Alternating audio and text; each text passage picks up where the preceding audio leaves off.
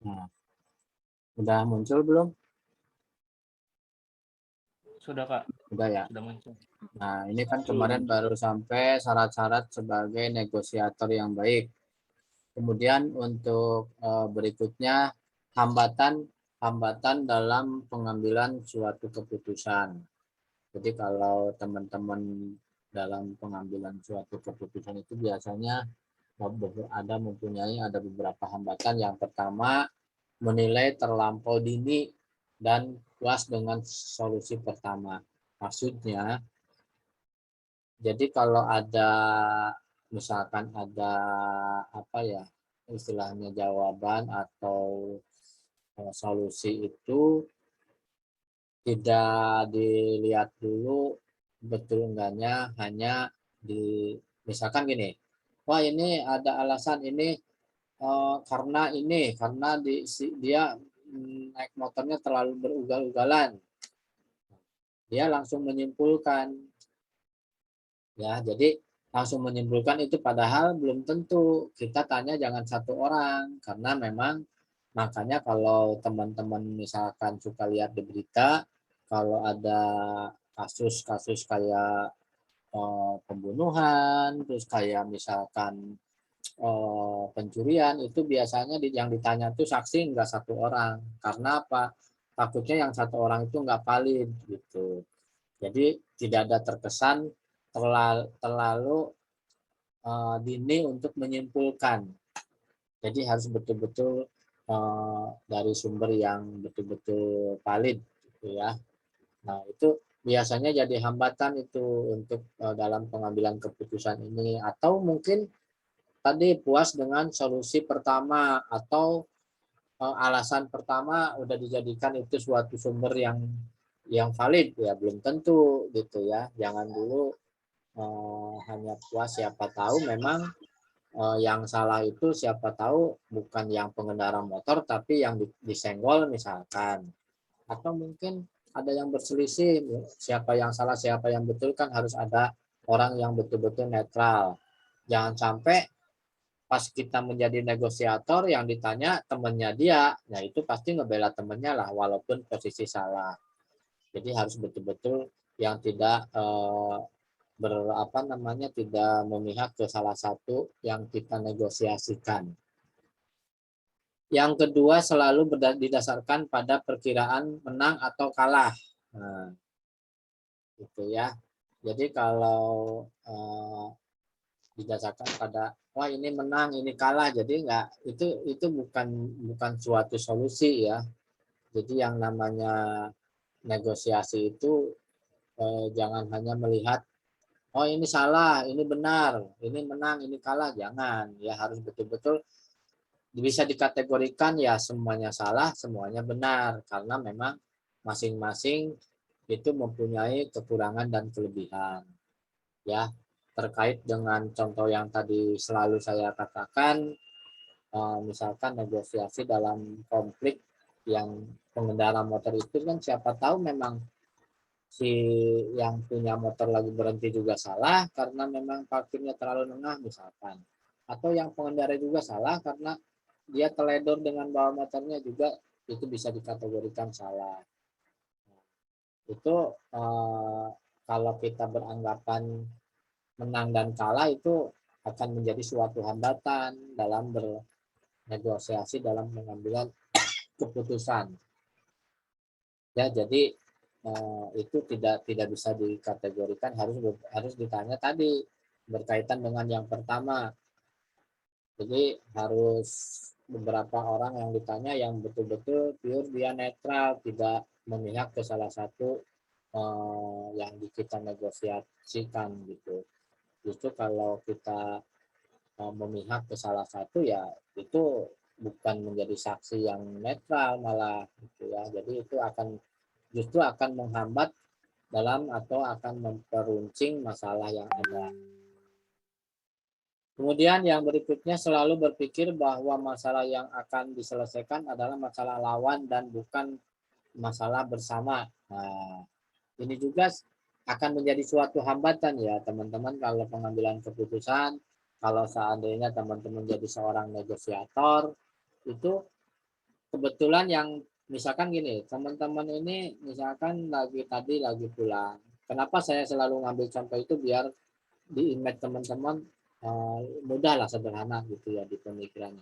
Jadi kalau misalnya teman-teman ini pulang ke rumah, misalkan di jalan tadi ada yang berselisih tentang senggol motor misalkan. Nah, kebetulan yang disenggol atau yang menyenggol lah salah satu dari itu ya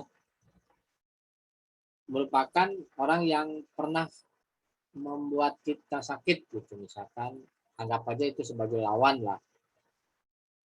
Misalkan wah ini yang nyenggol ini si A nih, dulu si A pernah bermasalah dengan saya. Nah itu juga akan menjadi suatu hambatan nanti teman-teman yang menjadi negosiator itu tidak akan bisa mengambil keputusan yang netral karena salah satu dari orang yang bermasalah atau yang dinegosiasikan itu adalah lawan kita. Nah, makanya di sini akan menjadi suatu hambatan. Ya, jadi kalau misalkan tadi ketemu, nah kebenaran nih, saya dulu pernah masalah dia sama saya, kebetulan dia sekarang ada masalah. Akhirnya kita sebagai orang yang mempunyai masalah sama orang itu memihak kepada yang satunya, padahal yang satunya mungkin salah gitu ya. Nah itu akan justru itu akan menghambat sama yang namanya pengambilan keputusan. Itu tidak fair nanti ya, dalam pengambilan keputusannya tidak fair, pasti ada dibumbui dibarengin dengan rasa emosional bahwa dia itu sebagai lawan kita atau sebagai orang yang pernah bermasalah sama kita. Nah, itu tidak akan menjadi negosiator yang baik atau dalam pengambilan keputusan akan terhambat. Kemudian yang berikutnya yang menjadi dasar atau yang hambatan dalam pengambilan keputusan itu yaitu selalu menggunakan standar negosiasi. Nah, sebetulnya standar negosiasi di sini bukan satu-satunya cara untuk bernegosiasi sebetulnya.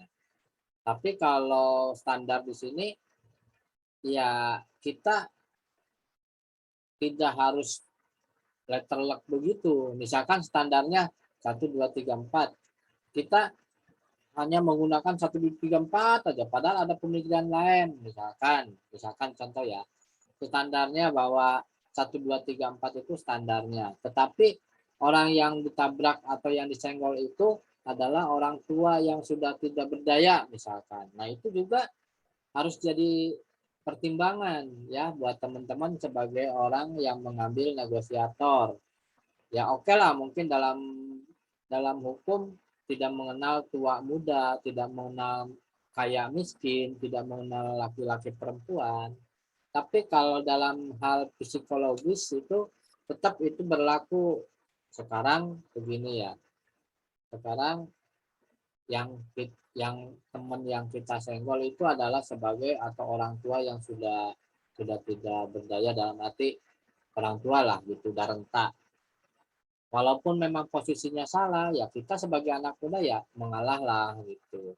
Tapi kalau kitanya selalu bersandar pada negosiasi pakai standar yang baku, tetap orang tua itu dimaki-maki karena salah jalannya terlalu tengah misalkan. Ya itu walaupun memang kenyataan dia salah tapi secara secara intuisi kita sebagai seorang manusia yang berperi kemanusiaan yang mempunyai hati ya, makanya tadi yang dibilang harus pakai hati itu harus kita bisa sedikit bijaksana gitu ya. Jangan mentang-mentang kita standarnya adalah A B C D, tidak mengenal itu orang tua, tidak mengenal itu orang miskin, tidak mengenal itu orang yang pokoknya yang tertindas, pokoknya ditegakkan. Ya kita memang boleh lah kalau kita bicara hukum begitu, tapi kalau kita bicara sosial dalam hal sosial ya kita harus diimbangi dengan kebijakan-kebijakan. Makanya kan ada bahasa peraturan-peraturan itu dibuat, itu peraturan yang dibuat itu kadang-kadang kalah dengan kebijakan. contoh yang sederhana nih, contoh ada peraturan bahwa sebelum UTS harus bayar uang kuliah misalkan. Peraturan itu standar. Tapi ada mahasiswa yang belum bisa bayar karena orang tuanya taruhlah kena PHK misalkan. Atau mungkin telah kena musibah. Atau mungkin memang dia tidak punya uang. Akhirnya dia mengajukan untuk kebijakan ke dalam hal ini mungkin bagian keuangan atau akademik lewat akademik ke bagian keuangan minta dispensasi untuk penangguhan pembayaran dengan catatan di atas materai misalkan saya akan melunasi pada 2 bulan mendatang misalnya. Nah itu kan suatu kebijakan yang dikeluarkan atau pasti kampus bijak ya sudah.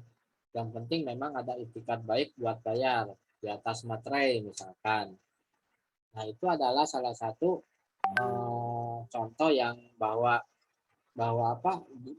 kebijakan atau peraturan itu bisa dibarengin dengan suatu kebijakan gitu. Jangan letterlek ya. Gitu. Terus yang berikutnya sampai di sini ada yang ditanyakan dulu, silakan. Izin bertanya, Pak. Ya. Gini ya, Pak. Kadang kita itu negosiasi paling susah itu sama ibu-ibu. Kenapa itu ya, Pak? Paling susah itu. Entah hal apapun kalau udah negosiasi sama ibu-ibu itu paling sulit. Bahkan kita yang kalah walaupun kita yang benar. Nah. Kebanyakan gitu. Kenapa itu, Pak? Ya, ada yang lain? Atau ada yang mau mencoba untuk menanggapi pertanyaan dari siapa ini tadi? Jumar, Pak. Oh, dari Mas Jumar. Silakan ada yang mau menanggapi pertanyaan Mas Jumar. Kalau kadang-kadang katanya kalau menghadapi ibu-ibu itu lebih susah daripada yang lain. Ya, itu memang ya. Oke, Pak Indah jawab. Itu memang sesuatu hal yang lumrah, yang sering terjadi dan bahkan bukan sering lagi itu pasti terjadi. Mungkin dari 100% itu hampir 98% itu memang kalau kita menghadapi ibu-ibu agak susah. Karena apa? Banyak faktor sebetulnya. Kenapa ibu-ibu suka begitu? Karena faktor psikologis. Dia seorang perempuan yang mungkin sudah capek dengan kerjaan di rumah, sudah capek dengan tekanan-tekanan yang berkaitan dengan ekonomi misalkan, atau tekanan dari orang-orang atau anak-anak yang minta uang sekolah lah, SPP lah, apalah. Jadi itu kan bebannya hanya di ibu-ibu. Dan yang ketiga, ibu-ibu tuh biasanya memang hampir rata-rata itu tidak mau kalah. Ya, contoh sederhana nih, ini bisa dijadikan jawaban buat Mas. Kalau naik motor, kita di belakang ibu-ibu, kadang-kadang kan sennya nyala ke kanan, terus ada nyala ya. Tapi belok-belok ke kiri, itu masih mending, tidak akan jadi masalah karena tidak ketabrak. Tapi yang parah itu kan sen ke kiri, tiba-tiba dia belok ke kanan. Banyaklah kejadian ketabrakan di situ. Tapi kalau kita salahkan, si ibu itu merasa saya nggak salah kok. Nah itu, oh walah kan. Bahkan kalau bahkan kalau misalkan kita ikut ngomel, dia malah nggak terima ikut ngomel lagi. Seperti yang Mas Jumar bilang, tidak mau kalah. Ya itu salah satu ya. Jadi tekniknya itu balik lagi ke hand atau teknik atau metode tentang kita negosiasi. Jadi kalau sama ibu-ibu itu, pertama jangan dikerasin. Semakin kita mengerasin dia, semakin tidak terima dan kita akan kalah pasti. Yang kedua, kita pakai strategi yang lembut kalau sama ibu-ibu. Ya pertama lah bahasanya bahasa yang halus. Yang kedua, kita mengangkat dulu. Kalau dalam arti mengangkat di sini, kita menjunjung dulu ibu itu gitu biasanya, supaya dia merasa oh iya ya saya nyaman gitu loh. Dalam arti mengangkat di sini tadi menjunjung, kalau orang Serang bilang apa ya, apa sih bahasanya itu, jadi supaya si ibu itu tidak emosional, akhirnya kita bisa masuk gitu ke dalamnya gitu. Kalau kita udah bisa pakai bahasa halus, kemudian wah ibu itu memang canggih ya bawa motornya gitu. Memang ibu udah lihai, apalagi ibu seorang udah ibu cantik lah apalah gitu, supaya dia itu eh, apa namanya merasa tersanjung. Nah, kalau udah tersanjung dia pasti mau menerima gitu. Tapi kalau kita memakai strateginya emosional, itu tidak akan ketemu negosiasi, tidak akan ketemu, malah yang ada malah namanya ibu-ibu tidak akan mau disalahkan.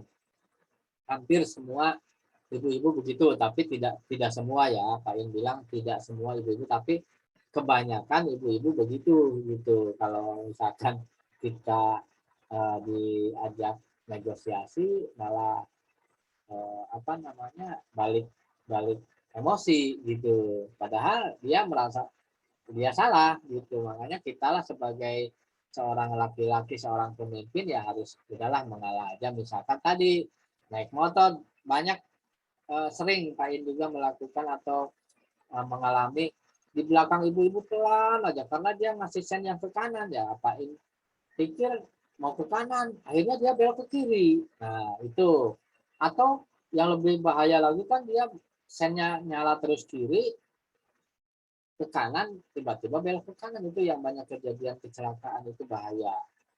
Salah satunya tadi faktor psikologis. Jadi ibu-ibu itu udah capek di rumah, ngurus anak, ngurus suami, ngurus rumah tangga, kan ibu semua. Sehingga bahasa orang psikologinya hampir sekian persen otak kanannya itu udah bukan udah terganggu ya, udah habis di rumah gitu loh. Jadi sehingga kalau ada kejadian-kejadian di jalan dengan berkaitan dengan ibu-ibu, kita harus banyak mengalah dan harus pakai teknik yang baik gitu. Teknik yang baik yang bisa mengambil hatinya dia. Kalau udah bisa terambil hatinya, kita enak masuknya, dalam arti ibu itu sebetulnya ibu tuh udah lihai loh bawa motornya. Cuman ya mohon maaf ya Bu gitu. Lain kali nggak apa-apa, kalau sekarang udah terlanjur nggak apa-apa Bu gitu. Lain kali kalau ibu mau belok ke kanan, nyalain sen yang kanan. Jadi yang di belakang ya tidak terganggu gitu. Jadi lebih lebih inilah, kalau kitanya pakai emosi ya pasti ibu nggak terima gitu Mas Cuma. Jadi harus pakai strategi dan teknik yang pakai hati lah gitu. Walaupun kita emosional ya, anak muda biasanya kan emosionalnya tinggi, tapi kan untuk menghadapi, untuk menjadi seorang negosiator yang baik itu harus betul-betul pakai hati dan pakai metode yang baik. Supaya apa? Supaya kita salah satu belajar kita menjadi seorang yang dewasa ya. Apalagi apalagi kita yang dihadapinya orang ibu-ibu udah tua ya, kita harus pakai hati lah, bijaksana dikit. Udah sih kita mengalah aja walaupun dia yang salah gitu, karena percuma, apalagi yang disenggolnya misalkan orang yang udah tua dan nggak, orang yang nggak punya atau pemulung, ya gimana dia mau mengganti ke kita buat makan dia aja mungkin susah. Nah kita harus yang lebih bijak lah gitu. Ada lagi yang kira-kira yang akan didiskusikan, silakan.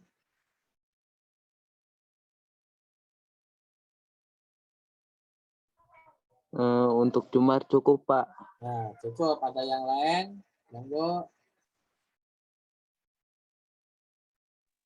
Untuk yang lain kayaknya cukup, Pak. Cukup ya. Baik, kita lanjut ke slide berikutnya. Di sini adalah langkah-langkah negosiator atau negosiasi. Yang pertama, bahwa sebagai seorang negosiator itu pertama harus mengadakan persiapan. Ya, tentunya secara jelas alternatif apa yang ingin kita capai dalam negosiasi harus jelas dulu. Ya, walaupun memang negosiasi di sini negosiasi yang sifatnya mendadak atau intuisi. Ya, jangan sampai begini. Kita misalkan melihat seseorang yang ketabrak di jalan, anak kecil misalkan ketabrak motor, keserempet motor di jalan, tergeletaklah dia. Karena kita memakai langkah-langkah negosiasi, langkah-langkah untuk pengambilan keputusan, pertama tanya dulu anaknya, kedua orang tua di mana, rumahnya di mana. Wah, itu lama, nanti anaknya keburu ngos-ngosan, udah darahnya banyak gitu ya.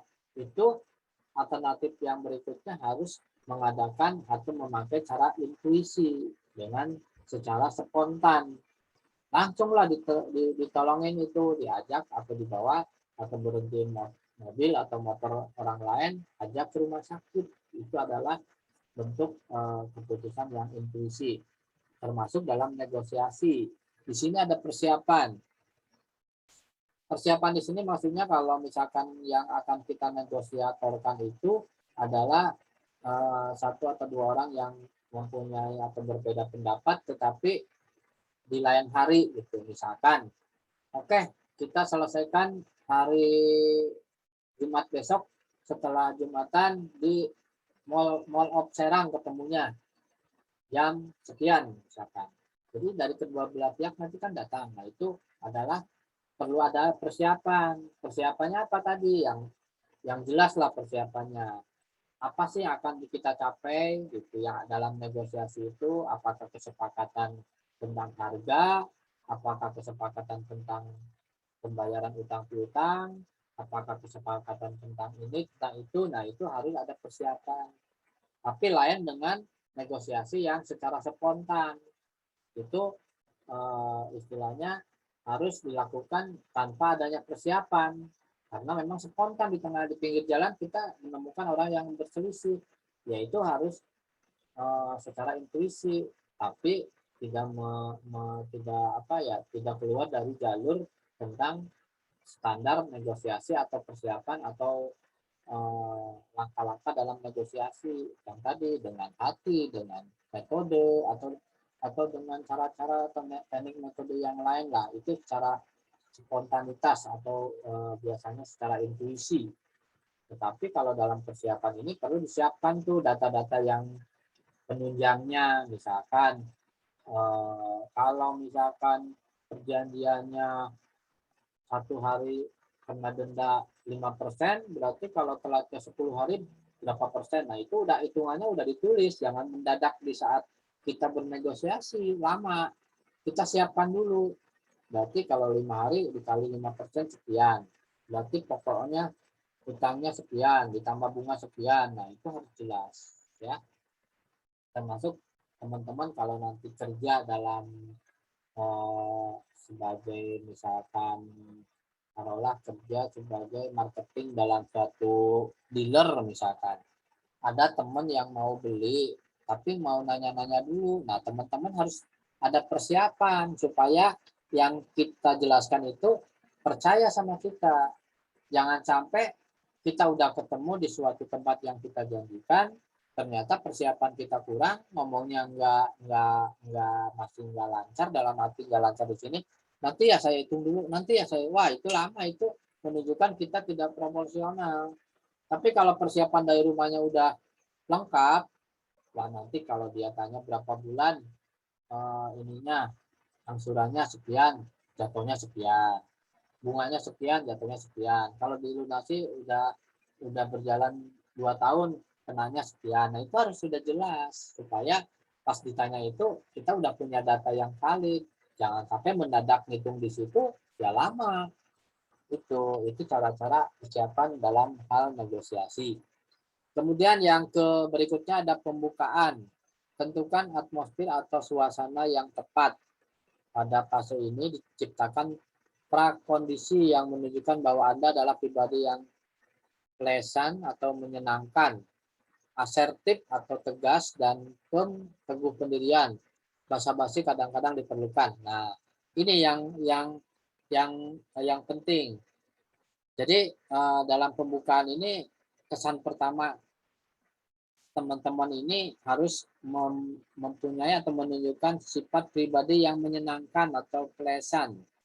Jadi menyenangkan, kalau udah menyenangkan biasanya responden atau orang yang akan kita negosiasikan itu akan senang. Ya, senang, orangnya enak nih gitu, murah senyum lah, pakai bahasa yang halus lah, salah satunya itu. Kemudian yang kedua ada tegas. Tegas di sini bukan berarti marah-marah, tapi tegas. Kalau tegas itu dalam arti sesuai prinsip. Kalau memang A ya B ya B, itu yang suka untuk si responden atau si yang akan dinegosiasi, ya.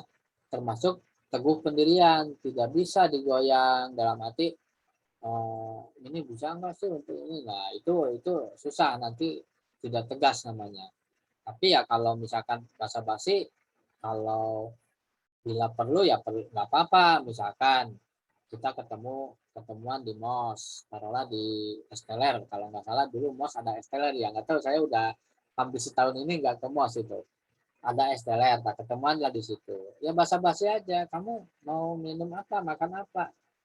Ya basa-basi dalam arti kalau memang dia pastikan orang yang akan kita negosiasi, justru biasanya dia yang bayarin. Tapi kalau ini basa-basi ya perlu lah gitu, supaya mereka itu enak juga ya, ini sebagai negosiator itu orangnya menyenangkan lah gitu.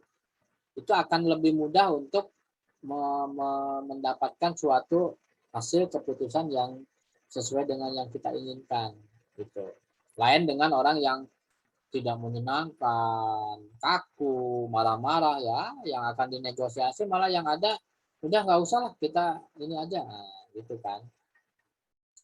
Kemudian yang berikutnya langkah bernegosiasi, yaitu sampaikan keinginan Anda. Tunggu sampai keadaan betul-betul memungkinkan. Jika perlu jangan hanya membuat dua pilihan, ya atau tidak. Maksudnya kalau dalam bernegosiasi di sini jangan punya dua pilihan, ya atau tidak. Nah, nanti itu membuat susah. Kasihlah beberapa pilihan. Nah, kalau atau kasih alasan. Kalau iya itu akan begini begini begini, kalau tidak akan begini begini begini.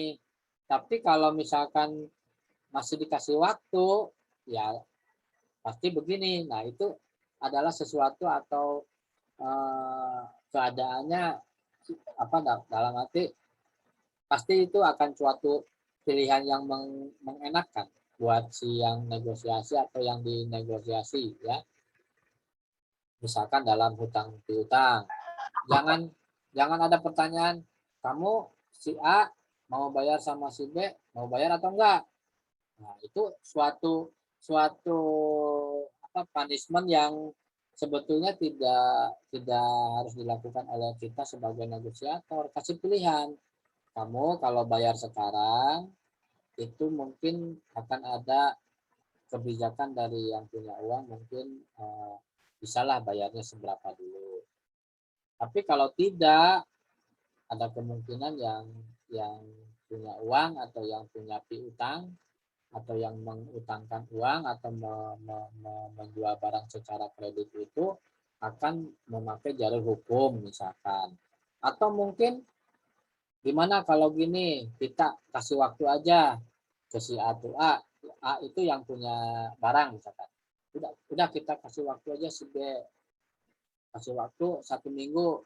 Sekarang bikin pernyataan di atas materai bahwa 1 minggu akan dilunasi. Nah, itu adalah sesuatu negosiasi yang betul-betul membuat si yang kita negosiasikan itu A dan B-nya akan nyaman gitu, ya.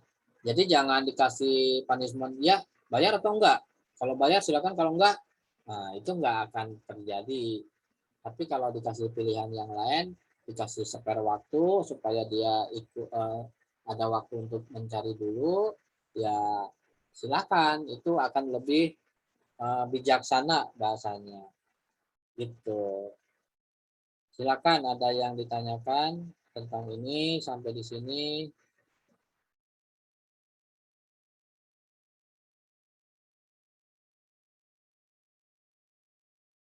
Enggak, ada yang mau bertanya dulu?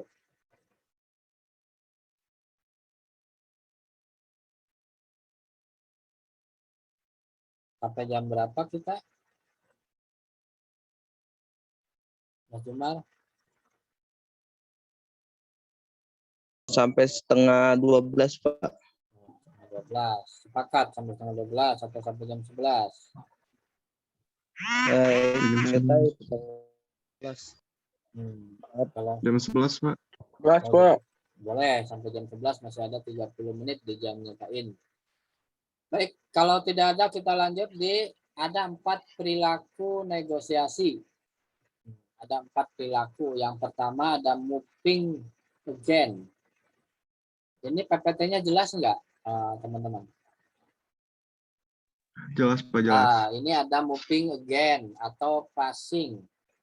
Menjelaskan, memperagakan, mengarahkan, mengulangi, menjernihkan masalah, mengumpulkan perasaan, berdebat, menghimbau, menghakimi, tak menyetujui, menentang. Ini adalah sesuatu atau moving again, ya. Jadi ada passing di sini.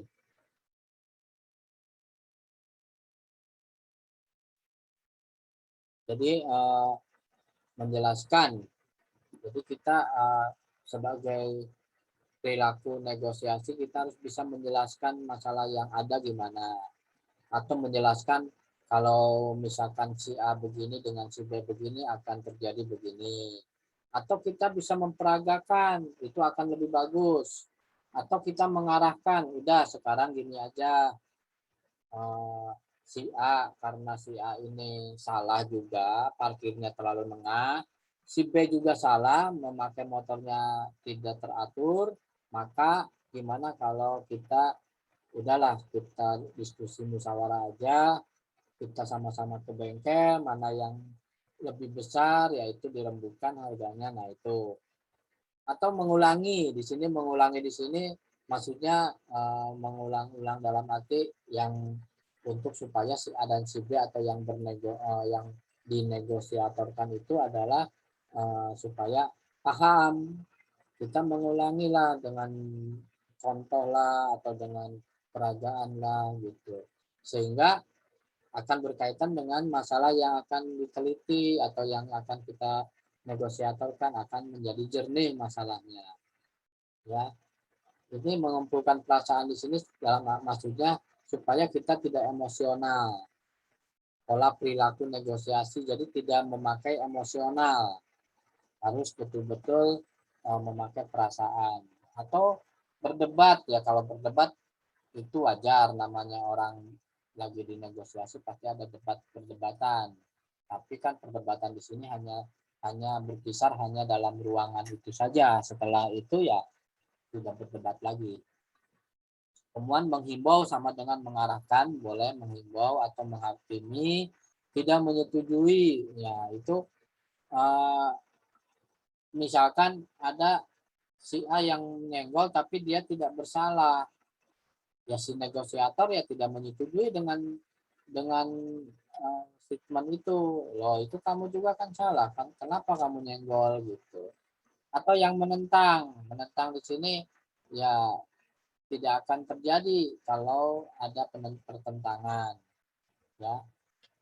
Nah terus yang berikutnya menunjukkan kelemahan pihak lain, itu nggak baik ya. Jadi kalau kita bernegosiasi menunjukkan kelemahan orang lain itu sama dengan menyalahkan orang lain, itu tidak baik ya. Sebagai negosiator, termasuk yang dinegosiasikan, itu tidak baik ya.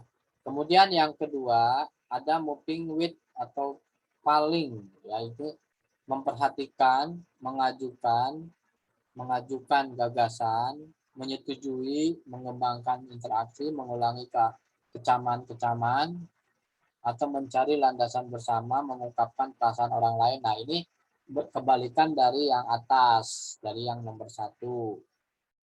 Ya tadi menentang, ini menyetujui. Mengajukan gagasan tadi berdebat atau menghakimi. Mengungkapkan perasaan orang lain itu sama dengan kalau kita ikut merasakan orang yang kita tabrak itu. Nah tidak saling menyalahkan, mencari landasan bersama itu bernegosiasi supaya sama-sama enak, karena namanya kecelakaan itu adalah sesuatu yang tidak diinginkan kedua belah pihak, ya. Nah, di sini mengulangi kecaman-kecaman di sini maksudnya, jadi kalau misalkan bernegosiasi dalam hal yang konflik itu ada kecaman-kecaman atau ada kata-kata yang kira-kira tidak enak itu diulang-ulang supaya apa? Supaya yang dia terlalu merasa benar sendiri itu akan merasa oh iya saya juga jadi salah ya. Nah itu jadi harus kita kecaman-kecaman itu harus kita ulang itu maksudnya supaya dia paham kalau yang dia lakukan itu tidak semuanya benar tapi ada salahnya gitu. Terus menyetujui dan mengembangkan interaksi ya ini maksudnya supaya ada komunikasi antara yang satu dengan yang lain supaya cepat selesai masalahnya. Jangan jadi panjang, ambil aja lah gimana baiknya. Daripada sekarang tidak selesai-selesai malah dibawa ke jalur hukum, bahkan akan lebih rumit ya. Ada campur tangan pihak berwajib misalkan, itu akan lebih rumit. Teman-teman yang menjadi korban dan yang mengorbankan atau yang jadi korban atau yang menabrak atau yang ditabrak itu akan banyak keluar uang karena ke polisi tahu sendiri kan harus bayar administrasi lah inilah itulah gitu. Ya.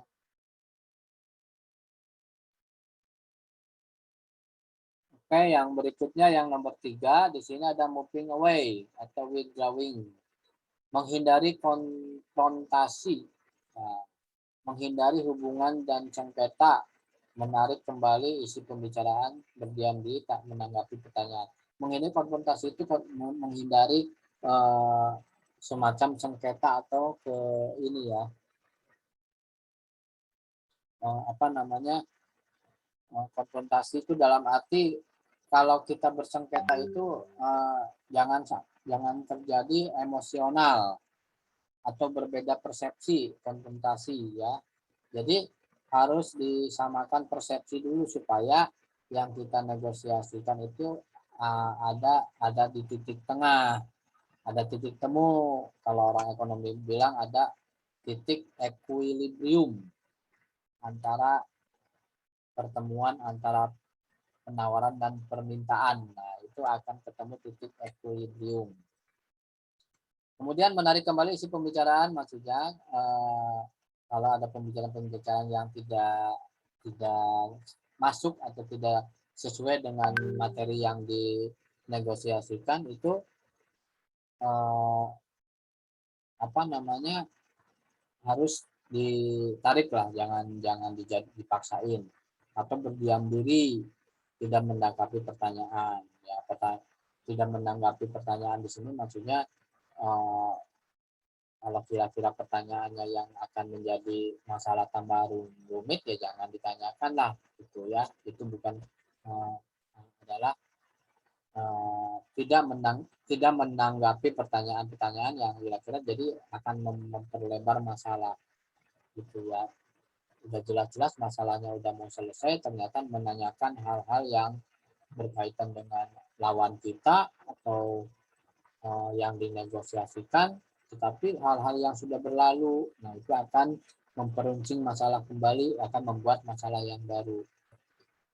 Kemudian yang keempat atau yang terakhir di sini not moving ya, jadi letting be, mengamati, memperhatikan, memusatkan perhatian pada her and now ya, antara memperhatikan sekarang dan hari ini her ya, di sini dan nanti now atau yang sekarang, mengikuti arus luas, menyesuaikan diri dan situasi dan menyukainya. Itu jadi harus memusatkan perhatian sekarang dan hari ini di sini dan sekarang. Itu gimana? Kemudian mengikuti arus dengan luas ya. Jadi kalau kita sebagai negosiator itu harus ngikutin dulu keinginan orang itu gimana, keinginan si B gimana. Kalau udah kita tahu keinginannya arusnya gimana, kita dengan luas menyelesaikan masalah itu ya. dan disesuaikan dengan situasi dan menyukainya. Dalam arti situasinya gimana nih, situasinya memanas atau enggak. Kalau situasinya masih memanas ya tunggu dulu lah sampai reda. Tapi kalau situasinya udah mulai dingin, baru kita masuk tuh untuk sebagai negosiator.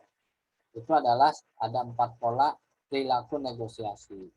Ya, jadi ada not moving atau letting be, ada moving away, ada moving again atau passing, ada moving with atau calling. Ini adalah 4 pola perilaku negosiasi. Nah, di sini ada tips-tips negosiasi. Ya, di sini yang pertama ulurkan tangan untuk berjabat tangan terlebih dahulu. Jadi kalau teman-teman nanti menjadi seorang negosiator, baik itu sebagai negosiator atau bernegosiasi sama orang lain tanpa ada negosiator, ya salaman dulu lah. Sebagaimana kita sebagai orang timur, kalau baru ketemu orang itu berjabat tangan mengucapkan salam. Dan minimal kan Assalamualaikum atau gimana sehat. Nah, itu. Kemudian yang kedua berikan senyuman, bukanlah senyum itu ibadah. Nah, kasih senyuman lah, karena dengan senyum itu orang akan nyaman. Orang yang tadinya akan marah-marah, kalau dengan kita berjabat tangan dan senyum, saya yakin marahnya itu akan bisa diredam ya. Lain dengan misalkan udah kita salah, kitanya boro-boro mau jabat tangan atau yang ada mukanya muka yang tidak mengenakan. Nah, itu harus pakai senyum. Senyum itu memang apalagi yang di sini yang saya tanda kuning ini, senyum ini adalah ibadah. Jadi harus banyak senyum lah supaya apa? Supaya orang yang kita lawan, kita negosiasi atau orang yang kita negosiatorkan akan nyaman dengan senyuman kita. Dan katakan sesuatu yang pas untuk mengawali pembicaraan. Misalnya ketemu salaman, gimana Mas, sehat? Gimana kabarnya? Keluarga baik. Nah, itu kan enak gitu. Jadi ngawalinya dengan baik gitu. Itu adalah tips-tips dari negosiasi. Ya, jadi di sini tadi ulurkan tangan, senyum, tidak kaku. Makanya kalau teman-teman mau jadi seorang negosiator yang baik itu harus banyak belajar berintrospeksi diri. Ya, karena apa? Karena kalau kita menunjukkan muka yang tidak enak, boro-boro akan menyelesaikan masalah, bahkan akan membuat masalah gitu. Ya, tapi kalau kitanya belajar dari sekarang, ketemu sama orang senyum atau ketemu sama yang lebih tua ngucap salam, ketemu sama dosen ya istilahnya bisa hello-nya dengan salam, dengan jabat tangan atau cium tangan. Kalau orang Serang itu kan panut-panut orangnya, jadi kalau ketemu dosen siapapun cium tangan gitu ya. Atau dengan kata-kata yang enak, gimana Pak, sehat? Wah Bapak misalkan sekarang tambah seger aja gitu. Itu kan sesuatu yang hal yang sebetulnya nggak usah beli tapi membuat orang enak gitu. Lagian kan itu ibadah ya. Kita tidak beli kok bahasa. Kan beda dengan orang boro-boro, orang itu nyapa lewat aja permisi enggak, kan malah yang diomongkan begitu. Tapi kalau kita ramah santun, itu orang akan segan dengan sendirinya. Ya, itu akan menunjukkan bahwa kita ini orang yang betul-betul punya pendidikan yang tinggi. Ya. Dalam tata bahasa, dalam attitude ya, itu harus betul-betul menunjukkan bahwa kita adalah seorang mahasiswa yang baik, yang terpelajar. Jangan sampai menunjukkan sifat yang tidak baik. Bahkan nanti ada omongan, namanya aja mahasiswa, kelakuan kayak anak SD. Nah, itu kan tidak enak. Tapi kalau kita bersantun dan tutur kata attitude yang baik, pasti ya mahasiswa tuh udah pinter, mahasiswa, kelakuannya baik, tutur katanya baik, wah itu bangga tuh orang tuanya. Nah itu jadi doa akhirnya. Tuh. Silakan ada yang ditanyakan sampai di sini. Di sini selamat bernegosiasi, maksudnya kalau teman-teman nanti udah banyak apa yang dari slide ini, apa yang diceritakan dari awal sampai akhir tadi atau yang sebelumnya, itu adalah hanya sebagian kecil sebagai teoritis. Pada kenyataannya praktek ada pada diri teman-teman sendiri. Jadi itu hanya mengantarkan gitu ya, tetapi tetap di lapangan tidak tidak harus sesuai dengan teori dan tidak juga terlalu keluar dari teori. Teori ini hanya untuk sebagai pembenteng supaya apa yang kita lakukan di luar itu tidak terlalu keluar rel. Dengan adanya teori kan kita jadi tahu, oh ternyata kalau kita bernegosiasi itu triknya itu harus ucap salam lah, jabat tangan lah. Kalau kemarin mungkin tidak jabat tangan karena pandemi ya dimaklum. Tapi kalau udah normal, ya apa susahnya sih jabat tangan, kasih senyum, itu kan nggak beli. Ya, itu akan menjadi suatu ibadah buat teman-teman sama yang lain juga. Nah, terus kayak misalkan menjaga emosional. Jadi kalau kita bernegosiasi harus emosionalnya harus betul-betul terjaga. Jangan sedikit-sedikit marah, sedikit-sedikit emosi, wah udah itu parah, nanti yang ada malah bulat gitu ya. Kalau bisa jangan terlalu emosionalnya, jangan terlalu beremosional, harus bisa mengendalikan diri. Silakan ada yang ditanyakan teman-teman. Ini ada 28, kita ini lagi bisa di 28 ada, saya absen dulu ya sebelum takut pada keluar. Nah, sebentar.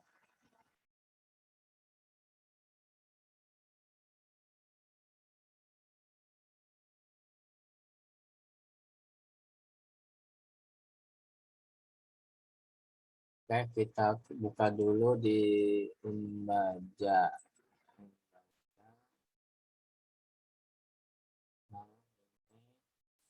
Saya akan absen supaya tidak ada kecemburuan sosial. Kalau tidak diabsenkan, ada yang tidak masuk, ada yang masuk. Ini kelas apa, Mas Jumar? Teknik Informatika 02, Pak. Teknik Informatika 02. 02 atau 03? Ini 02. Yang hari Kamis jam 9. Sekarang hari Kamis. Hari Kamis jam 9.40, Pak. Oh, iya. Kita absen dulu ini. Mas Abdan ada? Abdan? Tidak ada. Oke. Abdul Latif? Hadir, Pak. Hadir. Ahmad Radimas? Hadir, Pak. Hadir. Agung Gumilar? Hadir, Pak. Hadir. Hadir. Alfian Hidayat? Hadir, Pak. Hadir. Hadir. Andika? Andika ada? Andika enggak ada. Andreas? Ada, Pak. Ada. Chandra? Hadir, Pak. Hadir. Hadir. Dapa? Hadir, Pak. Hadir. Hadir. Pak S? Pak S?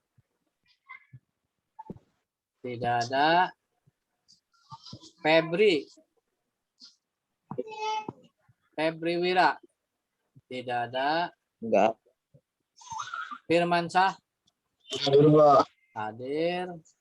Kemudian Pijar? Hadir, Pak. Hadir. Herian? Hadir, Pak. Hadir. Hadir. Ihsanuddin? Hadir, Pak. Hadir. Hadir. Jumar ada. Kemal? Kemal Pasya? Pak Hesa? Ada, Ada. ada. Cuman Agung, enggak. Agung Firdaus. Hadir. Hadir. Muhammad Opa Hidayat. Hadir, Pak. Hadir. Muhammad Effendi. Hadir Pak, ada. Hadir. Muhammad Rofiudin. Hadir, Pak. Hadir. Hadir. Muhammad Ardiansah. Hadir. Hadir. Muhammad Barun. Hadir, Barun. Pak. Hadir, hadir, Oh, Pak. ada. Muhammad Fajar. Maulana. Ada, Pak. Ada, Pak. Hadir. Muhammad Irfan. Ada Pak. Rafli Sidik. Hadir Pak, hadir. Hadir. Rodi Al Kausar. Hadir, Pak. Hadir. Yul Hakti. Ada. Hadir, Pak. Hadir. Ada yang belum masuk ini? Siapa?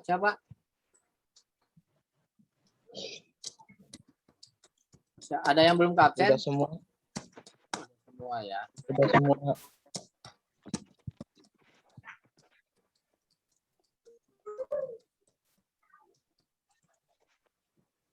Oke, negosiasi. Nah, ini berarti yang tidak hadir ada 4 orang. 4 orang dari TI.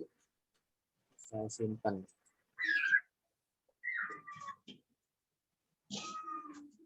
Oke,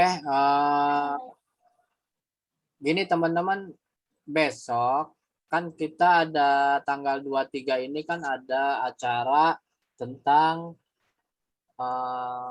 Sumpah Pemuda, mau memperingati Hari Sumpah Pemuda. Ya, Pak In sih kalau berharap tanggal 23 ini kan hari Sabtu. Teman-teman ada kuliah nggak Sabtu? Kosong, Pak. Enggak ada, Pak. Kalau bisa, ini kan materi akan bagus. Ini semua ada dari 5 negara yang akan bicara. Itu kalau teman-teman punya waktu dan punya kuota, itu kalau bisa ikut.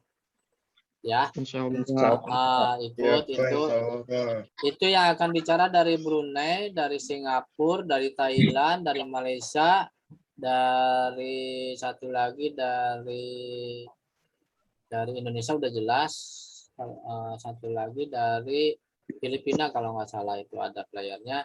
Nanti teman-teman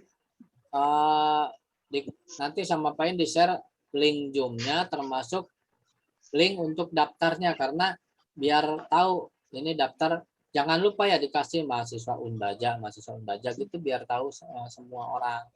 Jadi misalkan namanya Muhammad Irfan Maulana mahasiswa Unbaja. Nah, gitu biar nanti Pak In bisa melihat nih dari Unbaja siapa aja buat tambahan nilai. Tuh. Nanti nanti dikasih linknya dikasih. Tinggal teman-teman daftar di link aja daftar ya. Oke, ada yang ditanyakan? Masih ada waktu Ya, 10 menit di jamnya Pak In.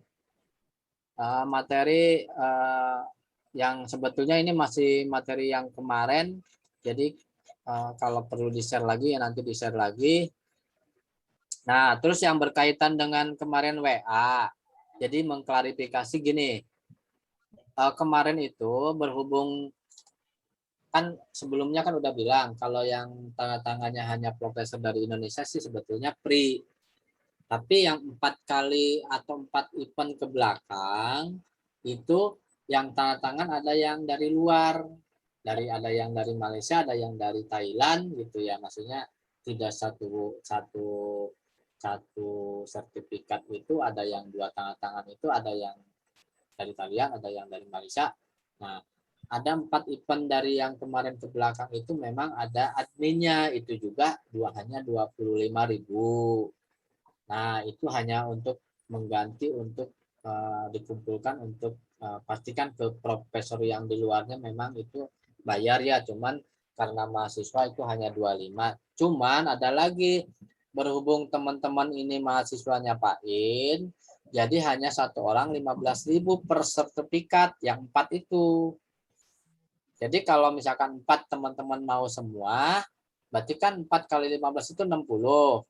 Nah, 60 masih didiskon juga sama profesornya karena mahasiswanya Pak In sering ikut, kan ikutnya free. Kalau 4 hanya 50.000 boleh katanya. Tinggal dikumpulkan aja kalau yang mau sertifikat.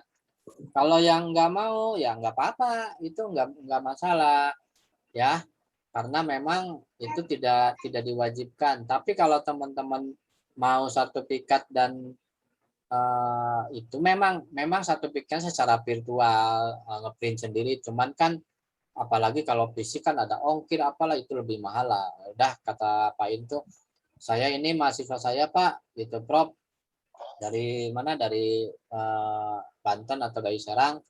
Akhirnya ya udah yang 4 itu jatuhnya jadi 50.000. Nah, kalau satu berapa ya 15.000 aja gitu.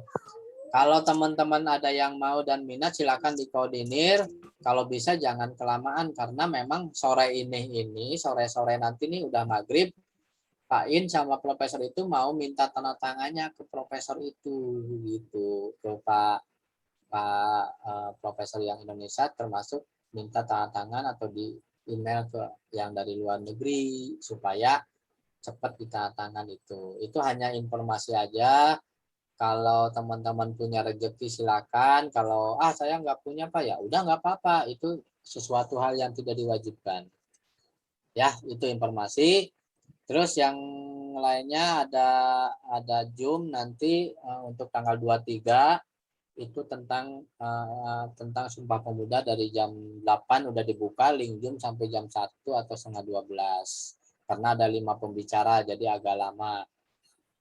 Kemudian berikutnya besok Jumat juga ada Zoom. Kalau teman-teman mau ikut silakan. Pokoknya selalu Pak In selalu nge-share Zoom sama event di grup. Silakan yang mau ikut boleh, yang tidak ikut juga tidak apa-apa. Ini hanya himbauan saja. Kalau teman-teman ada yang pengen dapat ilmu yang lebih banyak ya ikut join gitu. Ya. Silakan ada yang ditanyakan, masih ada waktu 5 menit. Silakan kita diskusi, ada yang ditanyakan terkait dengan yang tadi Pak In jelaskan tentang sertifikat atau tentang apa gitu, silakan. Pak izin bertanya tentang ini ya. Konsep negosiasi kan saling menguntungkan kedua belah pihak. Betul. Kalau pengacara itu kan biasanya hanya gitu nguntungin satu pihak saja. Apakah cara itu tersebut sama dengan negosiator? Kalau pengacara itu tidak bisa dikatakan sebagai negosiator karena pengacara itu memang pasti memihak kepada siapa yang dia bantu. Pastikan tanda kutip dia bantu, pastikan dapat bayaran, ada administrasinya. Jadi kadang-kadang gini ya, pengacara ini kadang-kadang yang salah itu dia bersikeras supaya betul atau supaya benar, karena memang apa tugasnya itu dia, apalagi dibayar sama orang itunya. Ya, kalau seorang pengacara yang baik, ya jalankanlah sebagai pengacara, dia dapat bayaran sebagai pengacara. Cuman kalau harus yang salah dijadikan benar atau yang benar dijadikan salah itu enggak baik ya. Jadi minimal kalau misalkan orang itu salah, diakui aja salah, tapi dengan negosiasi kepada pihak yang dirugikan ya, atau mungkin kalau udah masuk, kalau pengacara itu kan udah masuknya ke nantinya jalur hukum ya, atau biasanya kan ada sebelum masuk ke jalur hukum si pengacara itu mengadakan negosiasi dengan lawan. Nah, itu maksudnya supaya apa? Supaya gimana deh baiknya, karena klien saya ini bersalah tapi dia memang karena ada kelalaian itu diakui, tapi tolonglah jangan dibawa ke jalur hukum, kita selesaikan secara musyawarah aja gimana. Jadi biasanya si pengacara A dengan pengacara B itu bernegosiasi. Nah, nanti yang menyampaikan kepada kliennya ya para pengacaranya. Nah, itu kalau pengacara yang baik. Kalau pengacara yang tidak baik, kadang-kadang yang tadi Mas Jumar bilang, udah jelas dia salah. Otot sampai dia dianggap benar. Ya pasti kan kita juga dia tidak bernegosiasi maksudnya. Kalau bernegosiasi pasti cari jalan keluar.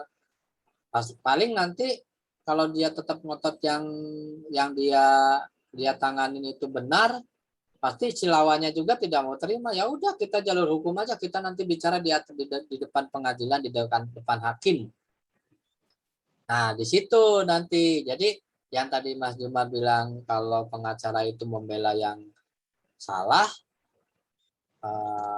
walaupun dia salah dibela, itu bukan negosiasi. Tapi yang namanya negosiasi itu dia mengakui salah dan disampaikan sama lawannya dia, tapi minta kebijakan, misalkan pengurangan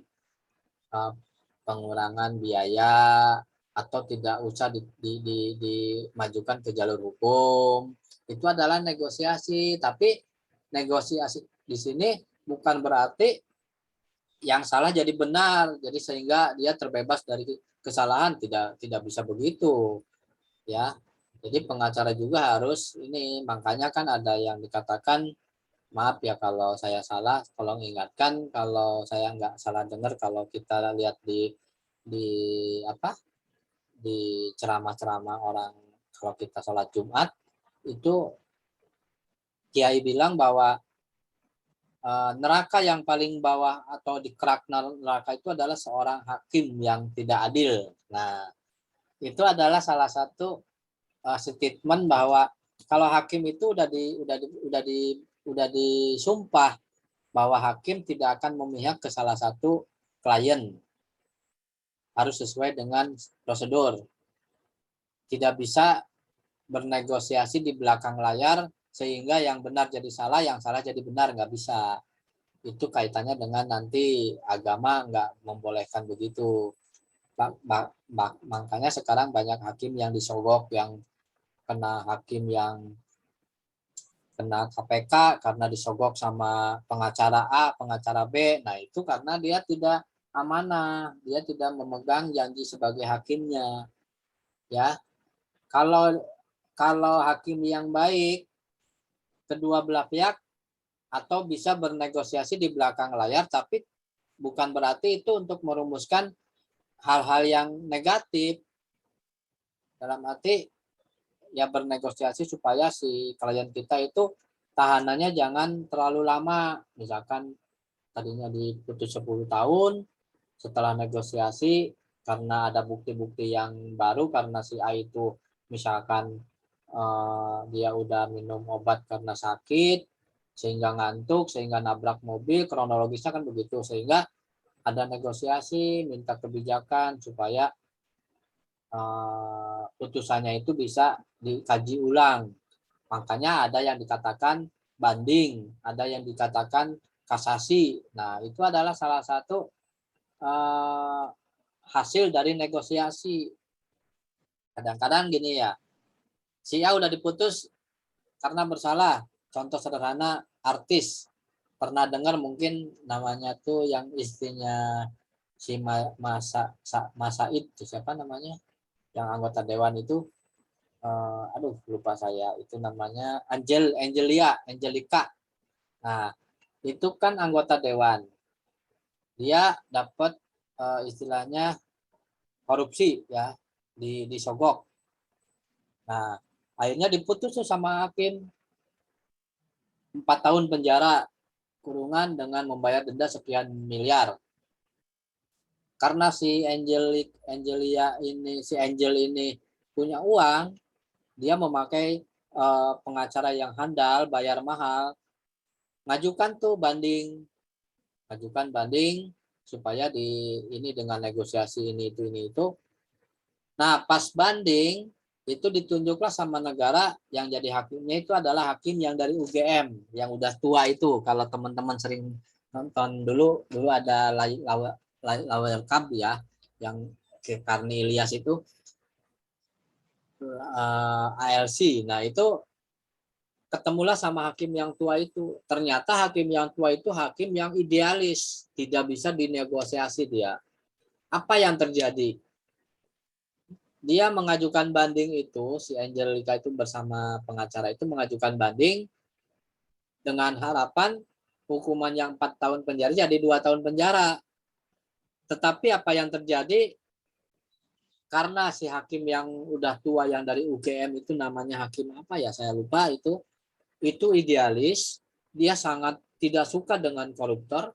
Apa yang terjadi malah dia memutuskan, hakim tunggal waktu itu, dia memutus bahwa penjara atau kurungan untuk atas nama terdakwa Angelica yang tadinya 4 tahun naik jadi 12 tahun. Nah, itu 2 kali lipatnya. Walaupun memang di belakangnya ada negosiasi. Tapi si hakim itu kekeh karena dia idealis. Bagi saya itu koruptor itu adalah penjahat yang sangat tidak baik. Makanya pas ada permintaan banding dengan harapan tadinya 4 tahun jadi 2 tahun atau 3 tahun, bahkan akan jadi naik jadi 12 tahun. Itu yang terjadi. Ya, jadi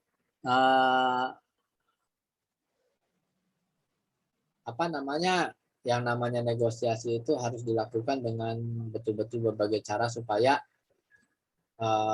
hasilnya baik atau kedua belah pihak itu menguntungkan atau tidak saling merugikan. Makanya yang tadi Jumal tanyakan itu bahwa ada pengacara yang harusnya menguntungkan jadi merugikan, yaitu bukan negosiasi namanya, itu adalah memihak kepada orang yang dia bayar.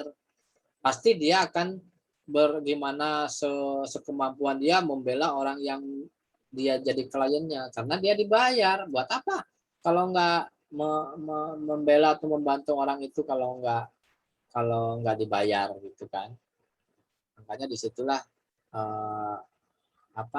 kolbu kita bertanya, kita akan membela yang benar atau kita akan membela yang bayar gitu kan.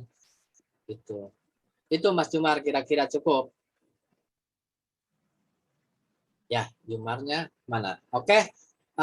Udah lewat jam 11, mungkin teman-teman cukup dulu materi dari Pak In. Mohon maaf hari ini belum bisa ketemu secara fisikal. Lain waktu kita bisa ketemu. Yang penting teman-teman sama-sama sehat, dan teman-teman juga di grup udah mengucapkan semoga lekas sembuh sama Pak In. Alhamdulillah sekarang lagi berangsur baik karena hanya kemarin kehujanan jadi demam, jadi Pak In nggak bisa perjalanan jauh ke Serang, jadi mohon maaf hanya bisa daring dulu, tapi yang jelas tidak mengurangi volume untuk membuat mata kuliah ini. Kita sama-sama sepakat untuk didaring ya, gitu teman-teman. Paling ada yang ditanyakan dulu?